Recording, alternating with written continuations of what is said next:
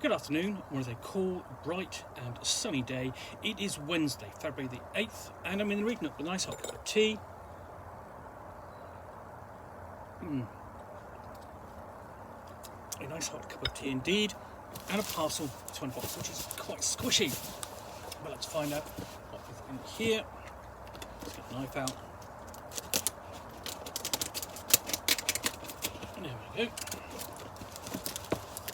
And the reason it's squishy is there's a lot of newspaper packaging in there. So this might be a UPS box, but it's not actually come from the US, because I can tell because of the packaging.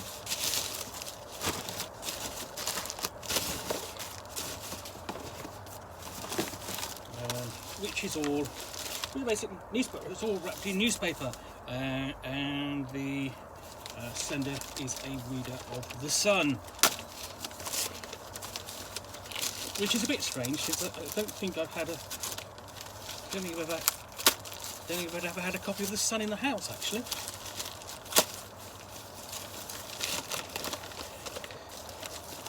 But we're not tabloid readers, I'm afraid. Anyway, so what I've got is this, which is Tome of Adventure Design revised by Matt Finch. You'll know the name Matt Finch if you're interested at all in the old school Renaissance, as he was the primary instigator, or one of the primary instigators of the movement with the publication of Osric, I believe.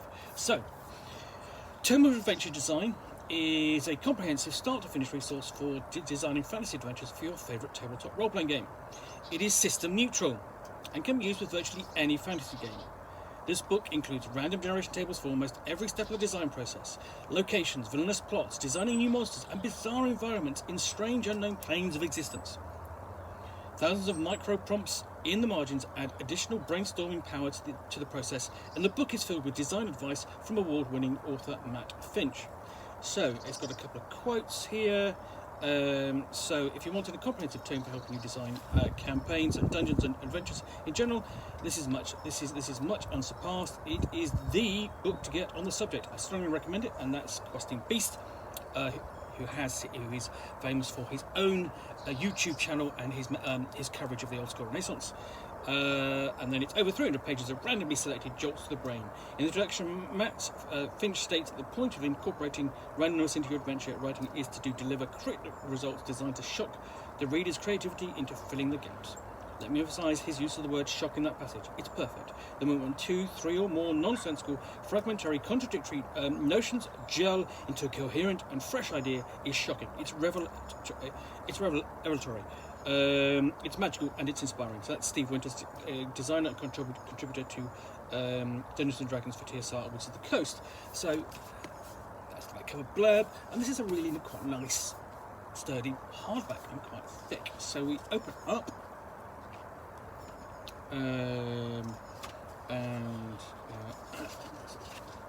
first page, contributors listed there, artists, so on, and then forward the revised edition and the table of contents, which covers all the various chapters. So chapter 1, principles and starting points, chapter 2, monsters, chapter 3, dungeon design. Just 2 pages of the contents are just dungeon design, and I suspect that this is taking the there is an index in there as well, but this complements the really quite the index. So yeah, let's have a look at that. Just listing all the contents of the dungeon design is 2, 3, 4 and a bit pages, and then we have non-dungeon adventure design at the end there. Just the table of contents. And then chapter 1, principles and starting points. So we have the idea essentially that you are putting a jigsaw together from the very beginning with that kind of layout and organisation, and he's going through the cardinal rules of adventure design, creating adventure, the elements of a masterpiece. Location, backstory, location, opposition, variation of challenge, exploration, race against time, resource management, milestones and conclusions, continuation options. And so that's just the basis. And then, of course, down the margin, just very narrowly, you just have these further prompts and suggestions. Literally just one word or a phrase, you know, like images are reversed, or notched and damaged, wild and reckless. And it's going to do this all the way through the book. You know, if I just turn to a random page, there we go, just up and down the margins there.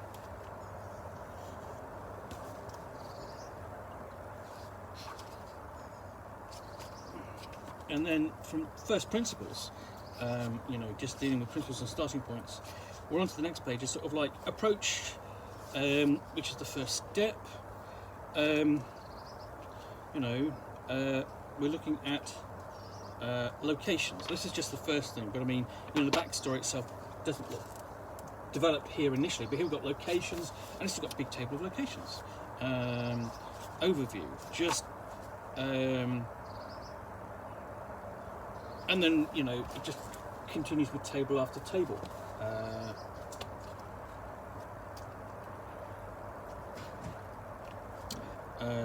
And then, for example, here's, you know, types of adventure. So we've got missions, and we're looking at types of missions, you know, so that could be bribe or negotiate with, entrap or sting, an item, that's individual based missions. So you might have item based missions, which is prevent sabotage of, or retake or repossess, patrons and targets, and so on. Just tables and tables of entries to spark the imagination. So, you know, just flipping through this, because, okay, so the villain's plan. What's the villain's plan? We've got more tables there. You know, master table of villainous plans. So we have to, then we go down into, you know, essentially, so every entry on this master table, you know, the same format is that you have subtables where you roll on. So, you know, concealment, conversion, desecration, destroy community, destroy good aligned group, economic power, evoke catastrophic event, food, gain favour of another villain, increase personal capability, political power, random acts, reputation, subversion to the villain's purposes, support evil groups secretly. All there, and that's sort of like, okay, well, how does that work? I'll go roll on the next table.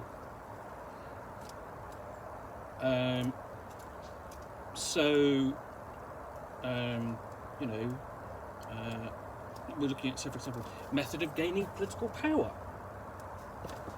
and that's a percentile. That's a percentile table. So you've got 100 options there. Need a table of time cycles, also in there. Monster types.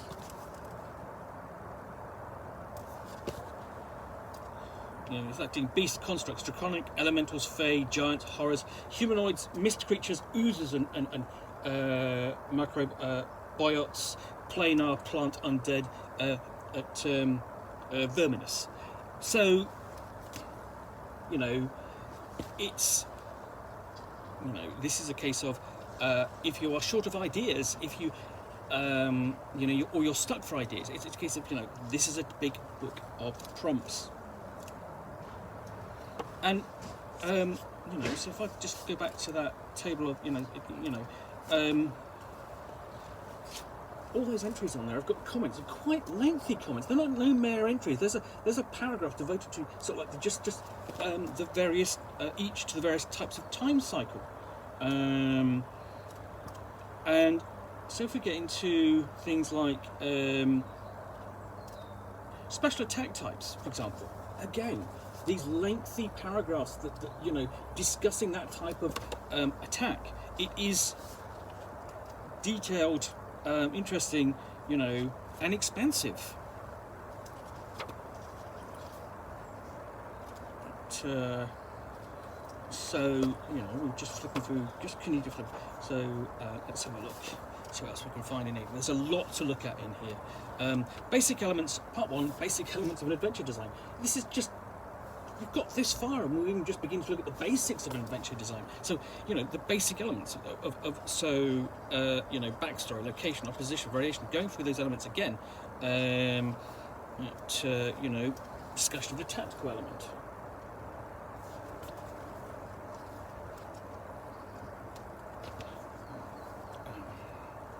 It's quite, huge. This is 500 pages long.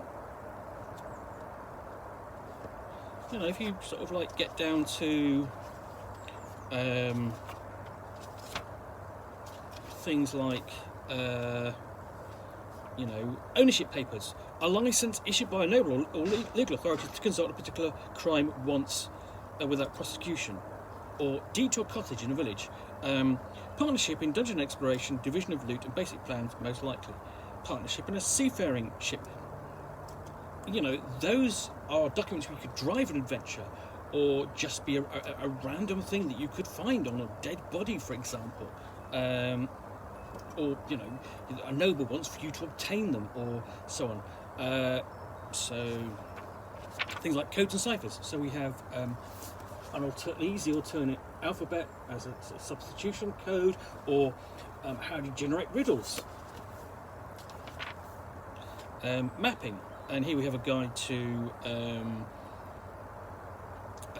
dungeon areas, arranging the areas, and there's books upon this. But I mean, in this book, it's sort of like here's the sort of like the complete overview. You could actually go and buy another book on dungeon design itself, and give it give it more thought in another volume. But I mean, this is just a good starting point. So we have a discussion here of transitions between dungeon areas. Corridor, short, door, concealed mechanism, corridor with an unusual feature such as murals or mosaics on the wall, high ceiling, large grates in the floor, bridges and the like, doorways and arches. And I mean, the thing is, you don't just have to roll on these tables. You can pick and choose. The random element is there for you to, be inspired by as such. And interestingly, here we have sample diagrams of identical table results. So he has taken a set of roles and designed different layouts accordingly based upon those roles. And here it's important to note that you don't have to be, bound by that grid paper. Grid paper is fine. You don't have to be bound by it though.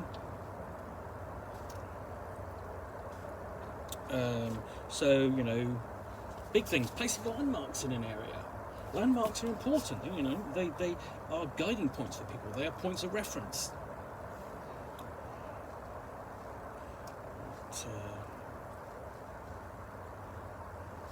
Tables of unusual plants, simple statues. Well, not very really illustrated and so on, but it's just a big book of ideas. Magic thing tricks. Again, not a huge amount to see in this book because it is so much consisting of tables, clearly presented and easy to read. Let's see what else we can get onto. We've got a whole list of, a table of progressively magically induced weakness. And this is the sort of thing that might end up in a sort of like a fanzine or normally, but not in a big tome like. But of course, the alternative is a big tome like this.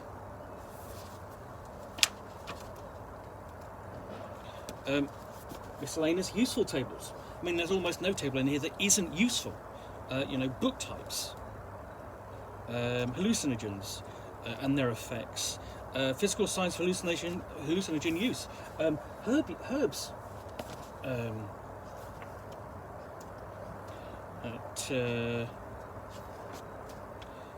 powdered potions. And so much of this, of course, it's going to influence your old school Renaissance game. But there are other games where some of these elements would make it into, into the game. For example, if you were running a game like, say, Stormbringer or Elric, you'd want a table of powdered potions, for sure. Then we have, you know, what's we got in here?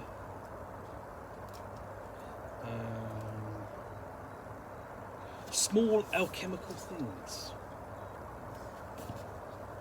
With these tables, you could take a location and really sort of like really dress it in detail if you wanted to. You know, and that's really good for something like if you're doing a small location that you want to provide a great amount of detail. You know, put clues in there and bring it to life. Make it look, feel like somewhere that has been used or is being used. Symbolic or decorative themes for sarcophagi, external features for sarcophagi, so on, warnings and sigils for sarcophagi. Tables for that if you want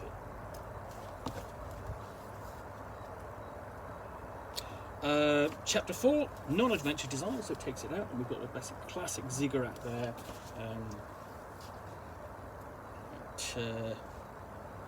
So you're looking at a pattern of non-dungeon adventures.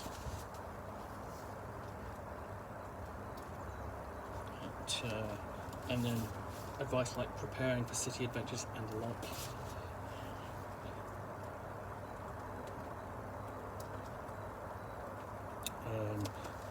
Cultural changes in the city, table there. You know, that's an interesting idea for building an adventure around. You know, the influx of people. How does that change the society that's already there? How does the society that's arriving change as a result of being in a new place? Bill of fare. Whole table of just food. Underwater adventures. Always difficult to run because of the environment and getting your player characters into that situation and having them survive and so on. These tables are, you know, essentially we've got tables here of cargo, but these tables are less kind of expensive, I think. It's not so much that they feel like an afterthought, but it feels like the book is kind of predicated upon the dungeon style adventure. Anyway, so yeah, we've got, you know, tables for swamp wilderness and swamp legends and the like for all these different sort of like outdoor areas. And then we have a huge list of tables at the back here. And of course the index. So that's not a desperately interesting book to look at, but and to really show you. But the contents are really fantastic, really useful. You can really dig into it and find useful things that, you know, have fallen out of Matt Finch's brain onto the page, and just use them to build your own adventures and so on. Lovely cover.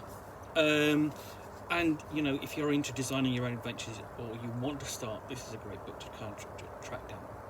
Anyway, thanks again for watching another unboxing in the Nook. If you've enjoyed this, then please do click on the like button down below. And of course, if you've got any comments or feedback, I do appreciate you taking the time to post those. And lastly, if you want to be alerted to yet more unboxings in the Nook, where you'll see me out here with a parcel containing a book or game which I'll unbox and chat about to the best extent of my knowledge for roughly 10 minutes or so, all of course accompanied by a nice hot cup of tea.